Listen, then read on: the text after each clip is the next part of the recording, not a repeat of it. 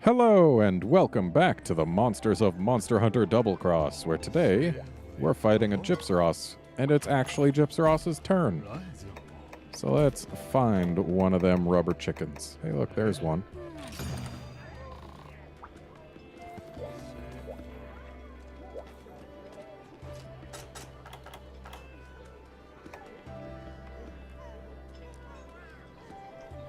Now, Gypceros, unlike Kutku, I feel like can actually kind of stand alongside Peko. Its animations aren't nearly as good, but that just comes with it having been an earlier gen monster. But it at least has more to just make it not so simple. Like, Kutku's got its tail spins, it's got its dashes, it's got pecks, it's got a bite. And that's about it. Oh, also fireball spit. But like, Gypceros, it's got all of that. It's all... Kutku?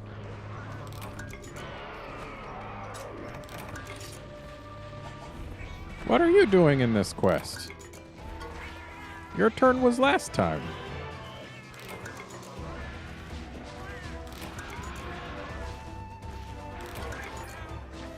But you know what? I think I'm going to go ahead and kill this Kutku to just show how plain it is.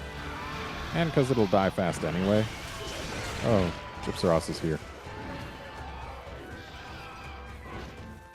Or at least it's gonna be. Or no, that shadow is from this. Duh. That's not a monster shadow.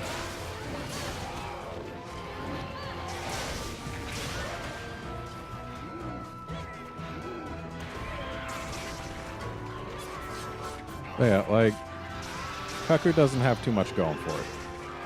Gypceros has all the same stuff, except instead of spitting fire, it spits poison. It can spit in more different ways. It can do its running spit, instead of Kutku's prance-in-place spit type deal. And just generally, it's a more interesting thing. Plus, it's got the personality involved with the whole playing dead thing. Kutku can do Crunchy Bowling, but not until G-Rank and not until Gen 4. Whereas G-Rank Gypceros can arc shot their poison spit, which is kind of neat.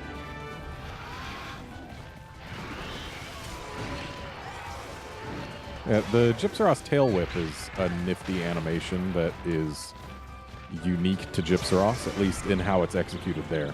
Basarios and Gravios can on occasion do a similar Tail Whip, though it is certainly not the same one.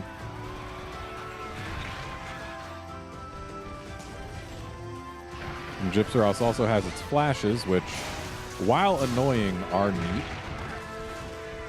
Crimson Peko actually stole those flashes. The fact that they were like, okay, we're making a Peko subspecies, what do we do? Change fire to lightning and give it a Gypceros move and an actual roar and more wind. Done. And also, I love monsters where breaking parts can actually affect how the monster fights. Like, breaking Kutku's ears does nothing to the Kutku. Breaking a Gypceros' crest? That'll stop it from using its flash.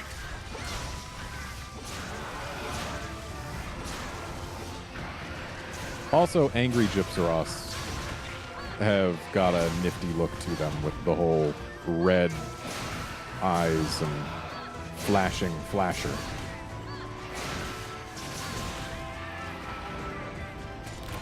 Like, I feel like Gypceros can almost go toe-to-toe with Peko in terms of just quality early game bird wyvern. Which is saying something, because I'm not actually a fan of Gypceros in terms of fighting it. Or in terms of looks. But I feel like it's well designed. It's just not a design that I particularly enjoy myself.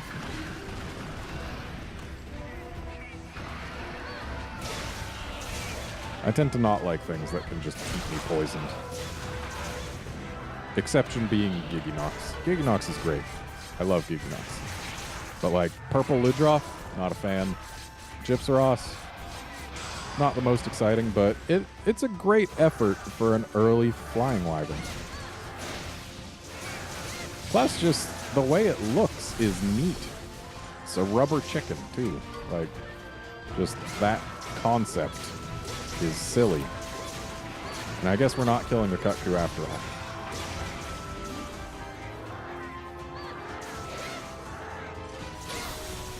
Missed.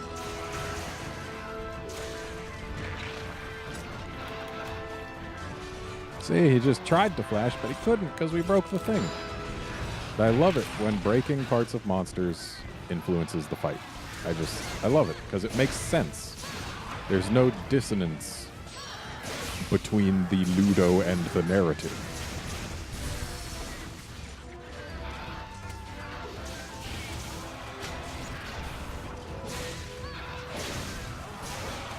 Oh, I wonder if we really cleared the quest here. Could be. It looks dead. And the fact that you can carve it while it's playing dead, too, is neat. Like, it's a trap. It's not just, oh, it's playing dead in hopes that you'll stop. It's playing dead in hopes that if you don't stop, it can make you pay for it.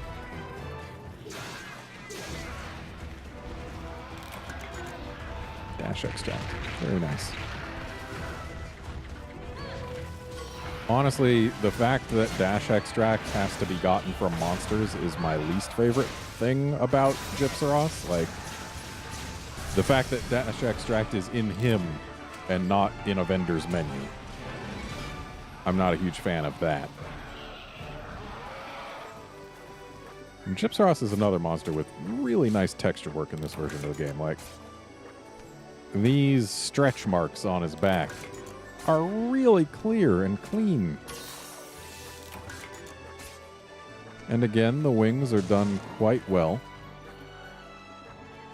Just look at him. That's some good texture work. Again, there's some stretching around this area, but that's pretty difficult to avoid. And then, like, along the neck, this little shell type bit we've got going on, or scales or whatever they are, that's neat. These are the monsters where they started doing some pretty darn good texture work. There are some monsters that are later on that don't have texture work quite so good as these, but these are nice. They do a good job of selling the game to people who don't have it.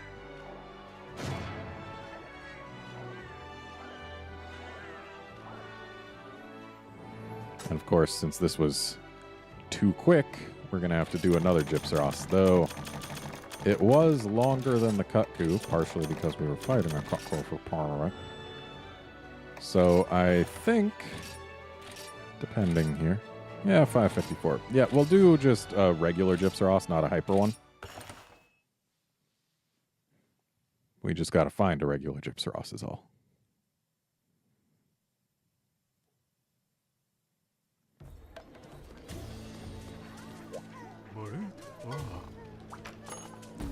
So let's see if we can find us another rubber chicken. There's another rubber chicken, but it's in the ancestral steppe. We've already done a pair of quests in those two exact same areas. So I want to, if I can, get just a little bit more variation in. We might end up doing a hyper one if it is in a different location. Because I like experiencing different hunting locales.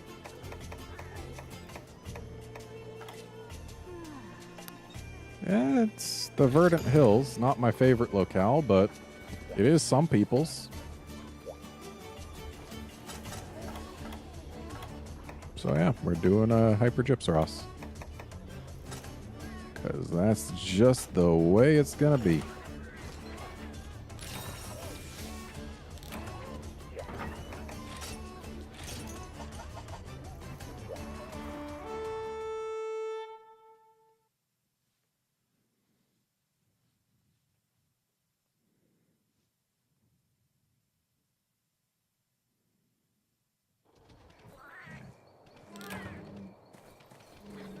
Well, the Aptonoth are concerned, which means it's only one area away.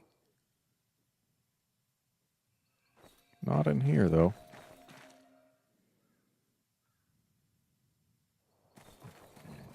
Is it in the hallway? I don't like fighting things in the hallway.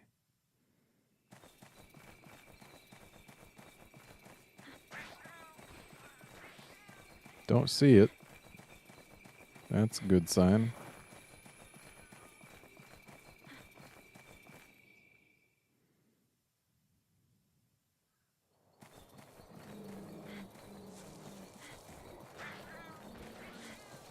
Which means it's in one of two places.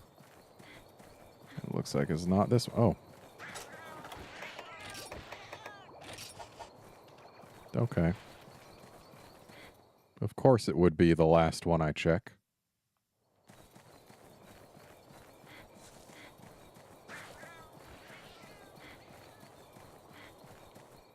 Verdant Hills does look nice at night. I'll give it that. I love this star field. Kind of interesting, though, that no two areas in this game have the same star field. When really you gotta go quite far away on a planet, like north-south wise, if you want to see a different star field.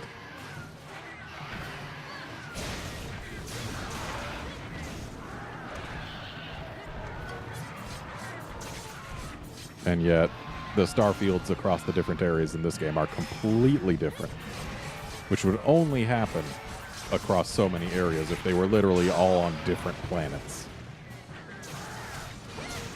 Because otherwise, you'd at least be able to pick out some constellations that are the same.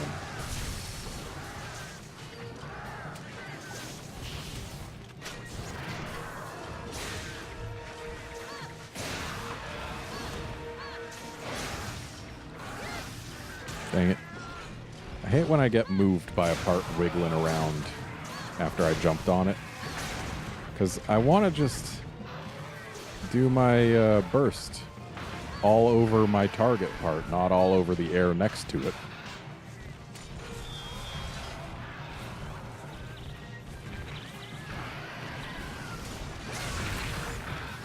It just stole a dung bomb. That's another thing Gypceros does that is annoying but gives it more personality. It steals stuff because it's curious.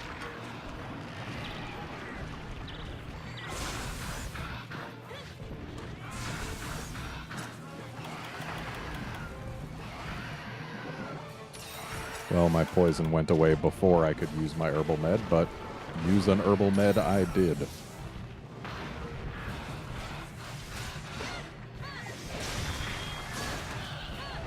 I just jumped through light, because that's a thing you can do.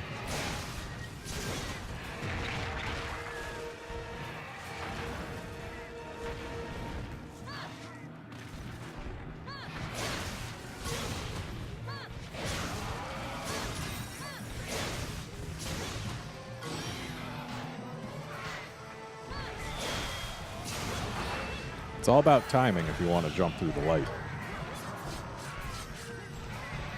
You see, what you gotta do is jump during the time between when it's a particle and a wave.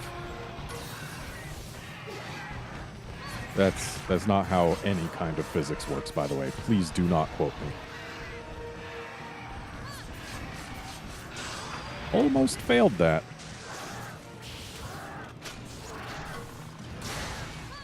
Hi, Velociprey.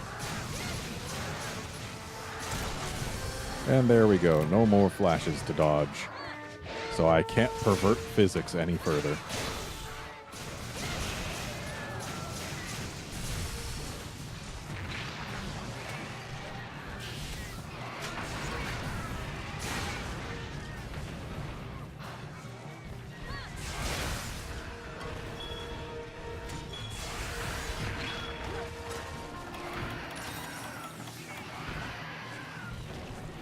Also, it's subtle, but Gypceros is a rubber chicken.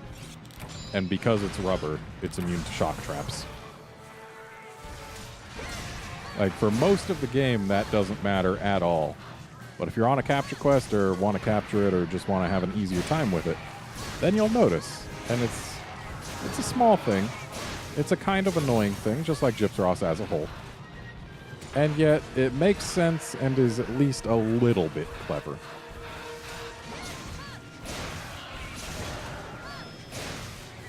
Like, I don't think they could have executed the rubber chicken that spits poison idea any better than Gypceros. It's a good realization of an idea.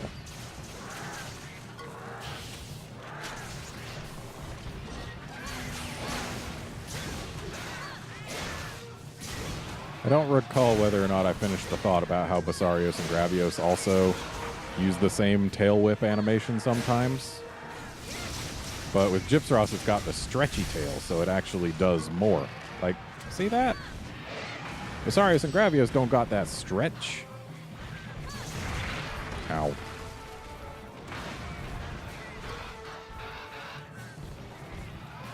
Nice try, bird.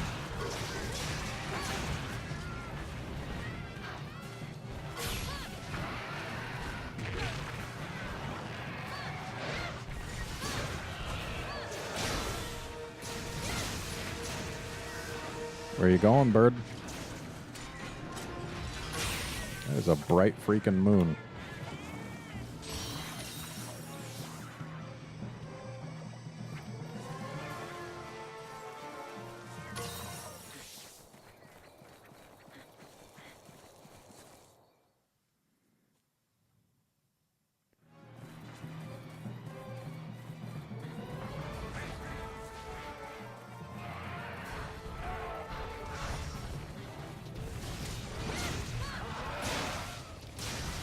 You know, I have reason to believe this Gypceros isn't actually dead.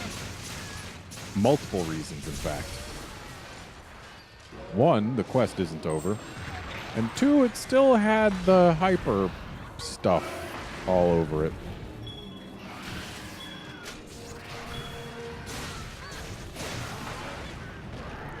In non-hyper Gypceros multi-monster quests, that's when it starts being a little less certain whether or not you've actually killed it. And I actually kind of like that feeling where, like, if you don't look at the quest info, sometimes you don't know whether it's actually for real dead. It's just an interesting little moment that you don't get with other monsters.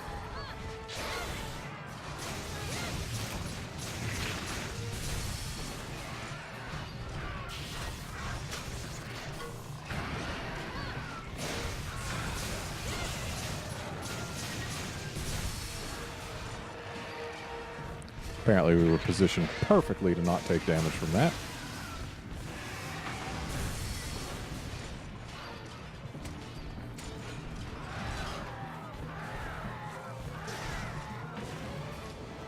Come on, man. I'm just trying to grab your sparkly.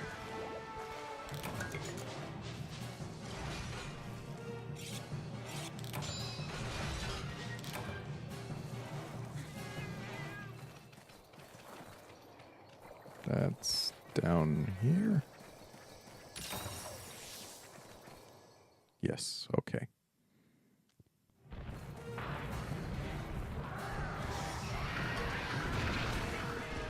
What, was the limp just an act? Limp 2 steps, then break into a run? What the hell, bird? You know, it didn't have me fooled before, but this time I think it might really be dead. Dang, can't actually get its face. Also, Gypceros is impossible to kill while it's playing dead, but it is possible to deal damage to it. So, sometimes, if you hit it while it's playing dead, you can kick it to death. Though that was a cat's boomerang that killed it. Yeah, they only start playing dead when they're close to capture ready. So if they play dead twice, or definitely 3 times, then I like to try kicking them after the second or third one. Because there's always a chance that you'll get the lethal kick. And those are always fun. Yeah. Gypceros is a good bird wyvern that I don't like, but there's a lot to like about it. It's well done, just not to my tastes. It's like a meal made with an ingredient that you don't like the taste of. It can be a really well-made one, and other people might love it to pieces. It's just not for you. And I can definitely see what there is to like about this bird. It's a good bird.